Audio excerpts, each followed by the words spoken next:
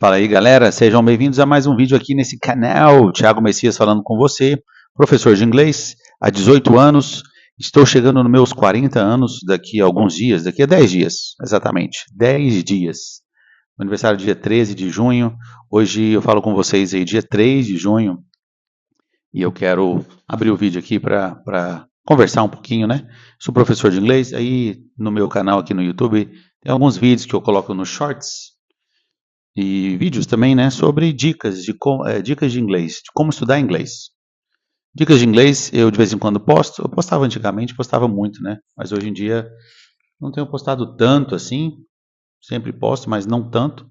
Prefiro postar alguns vídeos motivacionais aí para incentivar você a estudar inglês, a como estudar, a como você sair da inércia e como você ficar fluente, né?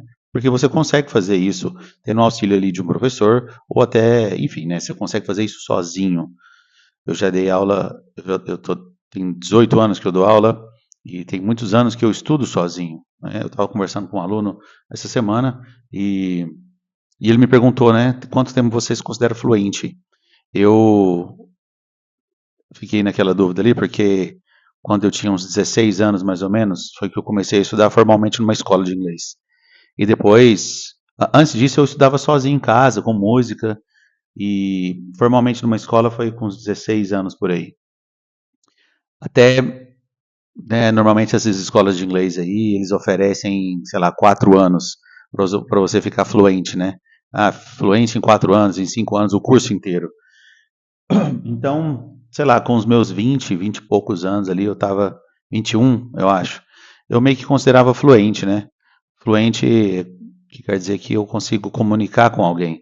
Não que eu saiba tudo, e até hoje eu não sei também. Mas assim, que a gente consegue trocar uma ideia, né? Se fazer entendido, você entender muita coisa, obviamente não tudo. Naquela época, eu tive meu primeiro contato com um nativo, ele estava aqui em Araguari, sou de Tumbiara, mas eu moro aqui em Araguari. E aí ele veio para cá, ele estava fazendo alguns negócios na época sobre internet, e aí eu tive a oportunidade de trocar uma ideia com ele, né?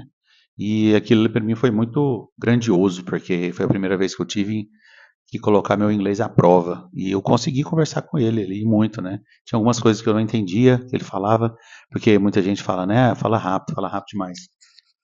Não é que fala rápido, né? A gente fala rápido normalmente, mas se você está emendando uma palavra na outra, reduzindo palavras igual a gente faz também em português, o nosso ouvido que não está acostumado com isso acha que a outra pessoa está falando rápido, que é o que acontece com muitos alunos iniciantes que estão ouvindo ali alguma coisa na televisão ou um podcast e não conseguem entender porque acha que está falando rápido, mas é falta de treino, treinar o ouvido mesmo, né?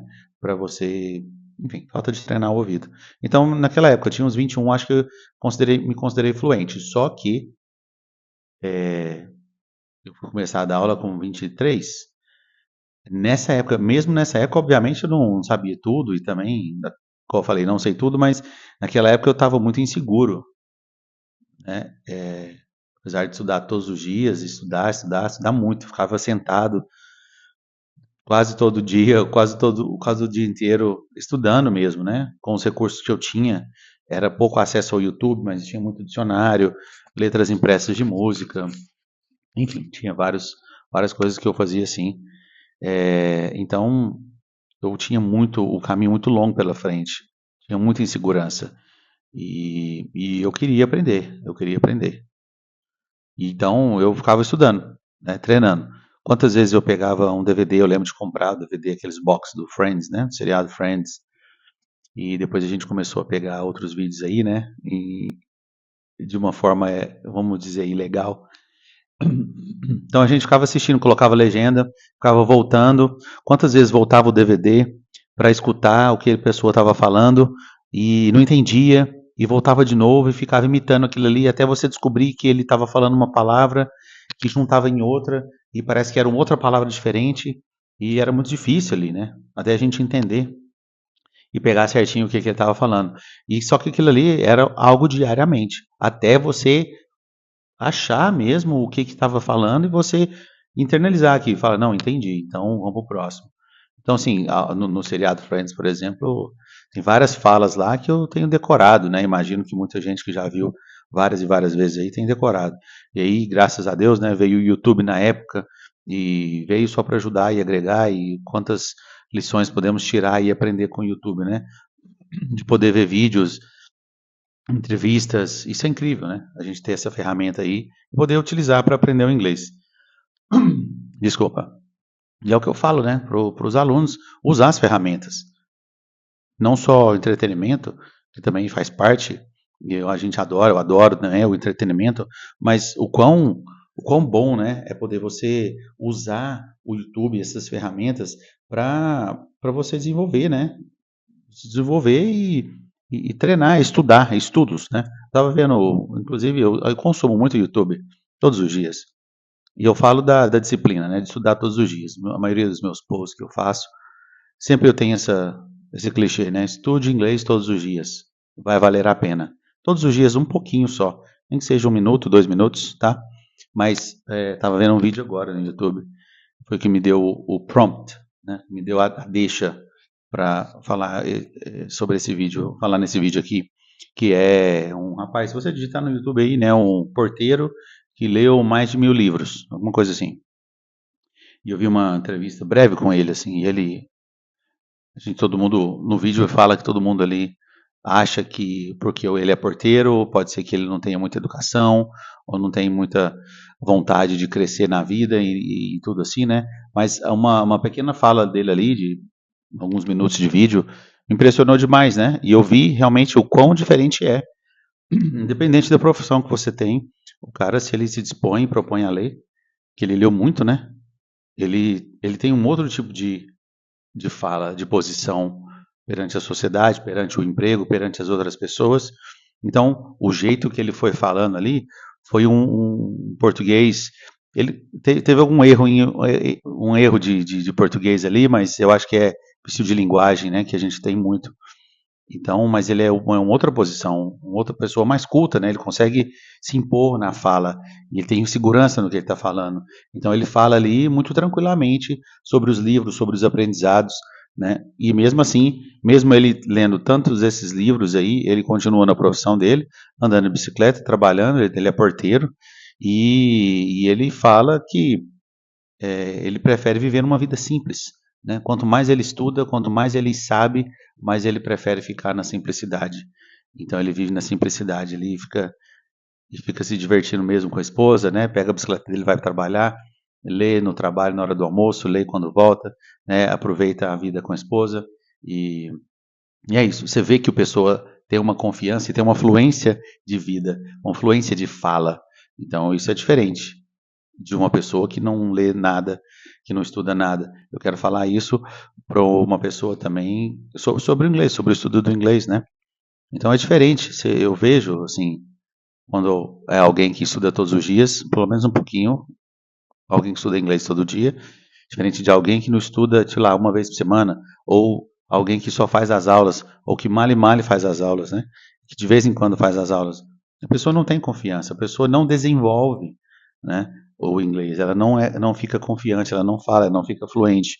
Da mesma forma, né, eu estou falando do livro aqui, a pessoa não tem uma desenvoltura, né, para poder se portar diante da sociedade, se portar diante de tribulações, problemas do trabalho, né, até mesmo de coisas boas, né?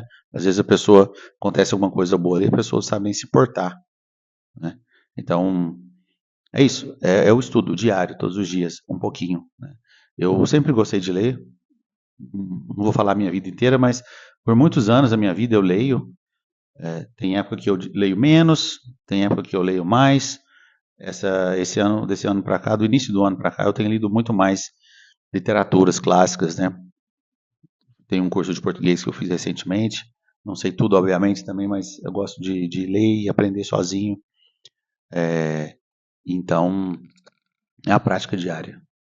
Prática diária. A leitura, ela, nesses 6 meses, vamos falar assim, que eu tenho lido mais frequentemente essas literaturas diferentes, coisas não só de não ficção, né? Assim, tem os não ficção que eu tenho lido, que é mais, né? Mais do que os.